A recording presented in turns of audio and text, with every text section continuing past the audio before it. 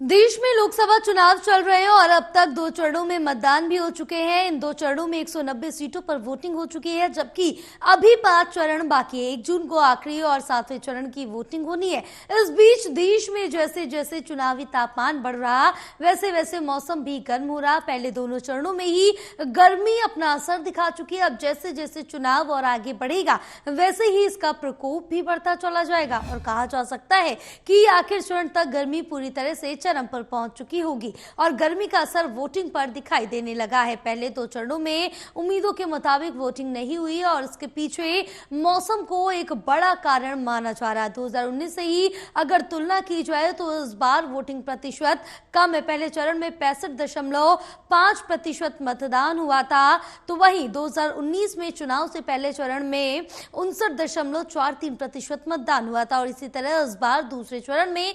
63.50% मतदान हुआ, जबकि 2019 में 67.6% मतदान हुआ था। चुनाव आयोग से लेकर राजनीतिक दल तक कम हो रही वोटिंग को लेकर परेशान है। वोटर्स से लगातार अपील की जा रही है कि वो मतदान जरूर करें।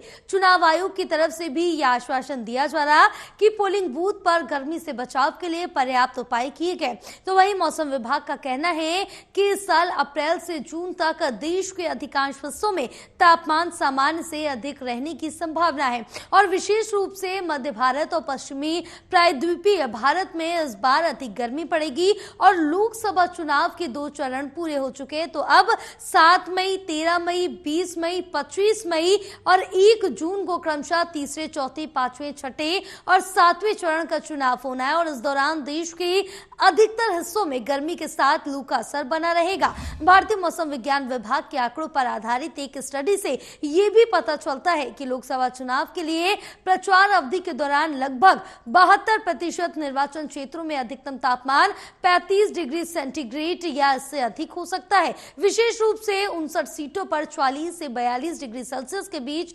तापमान का सामना करना पड़ सकता है, जबकि 194 सीटों पर 37.5 डिग्री से 40 डिग्री सेल्सियस के बीच तापमान देखा जा सकता है।